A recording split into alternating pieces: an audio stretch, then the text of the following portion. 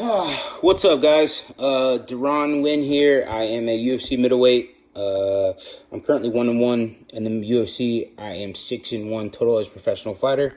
Shout out Urban Water Co. Best alkaline water in the game. Go to urbanwaterco.com and get yours today. I just turned the fight off. I've watched it about 50 times. I think any true competitor does. So, I was hurt for a little while off this loss. There's a lot of things that happened fight week that kind of messed with me a little bit. I don't want to make excuses because I think everybody has to deal with that type of stuff. And I think a lot of people have dealt with those things and still came out victorious. So these are just things I need to focus on in the future to get better. I definitely think that the weight cut played a role in my mental going into the game or going into the fight. So I will do my best to kind of tighten up my professionalism as I go forward in my UFC career. So, because this is what I know I really want to do and I love it, and I think I maybe very well could have took it for granted, especially having no losses on your record, fight of the night, your first fight, pretty good showing. It can kind of change your mind in ways, and I think I needed to be brought back down a little bit. So, starting from the jump, if you're in the red corner, you walk out second. I walked out second. Right before I walked out, DC came in the back, and we gave a big hug, and he was like, let's go fight this dude. And it kind of like got me back to where I was, because I was kind of like zombified.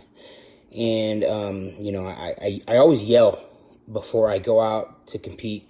It kind of helps me with my nerves a little bit. So I'll bend over and I'll go, real loud. And it kind of loosens up your body a little bit.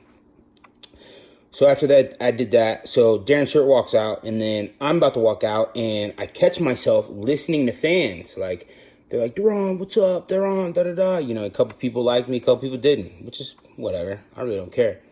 But then I saw one of my best friends, Reese Humphrey. He's there. He drove from New Jersey to watch me fight, and he's a world-class wrestler, world-class wrestling coach. And, I walked by him, and I made sure I gave him some grip, and he was like, let's go, move forward, forward pressure, let's go, blah, blah, blah, whatever. So I'm like thinking about all these other things as opposed to focusing myself for the fight. So I walk out, and by the time you're getting the Vaseline on you, it's just kind of like, well, you have to accept the fact. So you kind of still look at my face. I'm not ready. I get in the cage, and I kind of do a half-ass jog around the ring. I'm not ready.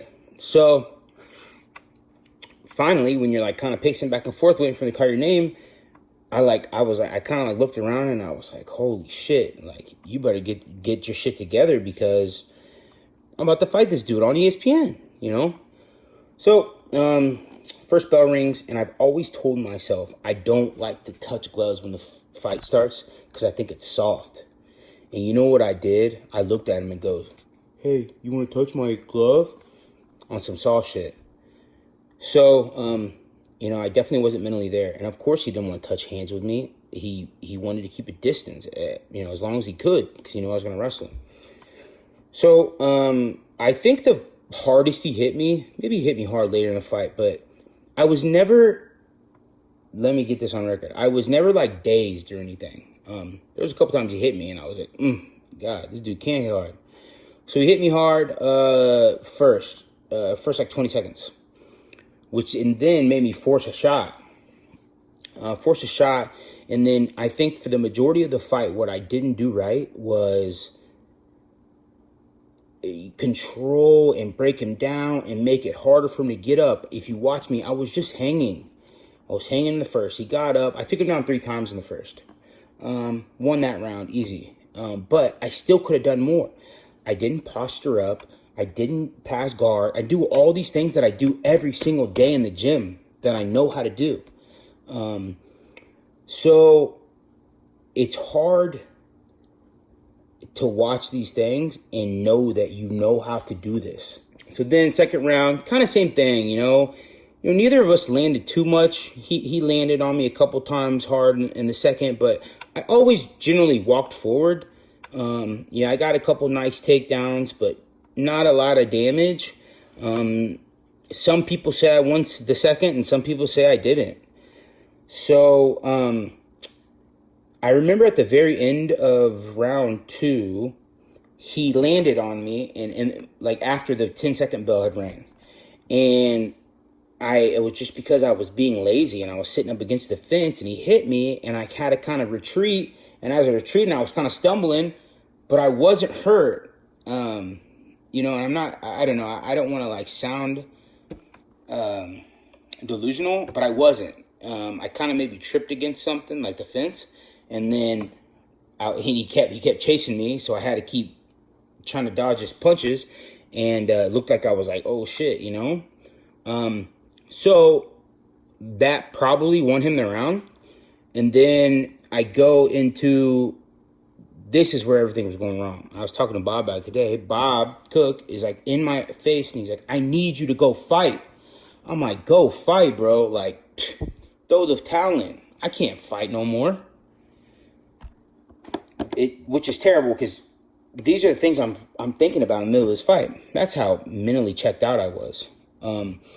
So then I go in, and I remember I was like, man, just get through this round. So I start getting through it, and I kind of get my wits back.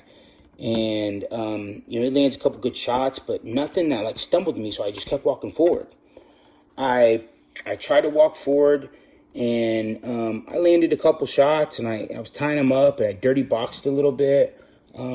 Secured a couple takedowns, and then when I started landing a couple shots, I got a little too confident, and I threw a real hard uppercut, and he dipped it, and I was so into the uppercut that he actually got in deep on a shot and got me up against the cage and took me down.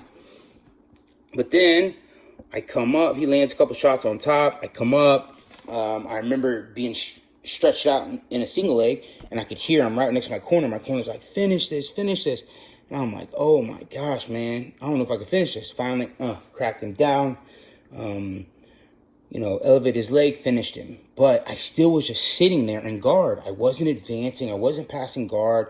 I wasn't trying to damage on top. These are all things that I'm better at than I showed. And then when the fight ends, we exchanged a little bit at the end, and then the fight ends. I remember I got up, I'm freaking exhausted. I look over at Bob, and Bob is my truth in this game. Anybody knows who Bob Cook is, they'll understand what I mean by that. He's always truthful with me with everything.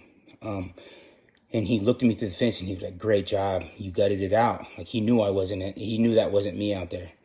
And I was like, damn, you think I won? And he was like, yeah, I think you won. And then, it was a long time before they called the score, and they called my name first, and then they did 2 Darren Stewart's, and I just kind of like put my head down and walked out. And I was upset. That one burned in me for a little while. So the end result, it was a great learning experience. And I hate people that say you're the winner, you learn, because no, I lost. I took a big fat L on October 18th. So I'm hoping to bounce back, but not till next year. I'm going to take a few months off. I need to get better as a fighter. I'm sure if the UFC presents me with an opportunity before then I'll jump on it. But I don't think there's any rush. I'm still very young in this game. I never fought amateur.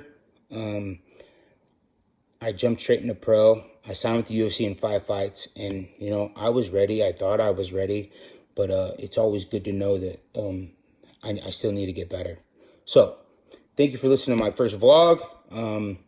I hope this was good for you guys, and it'll always be good for me. So talk to you guys soon. Later.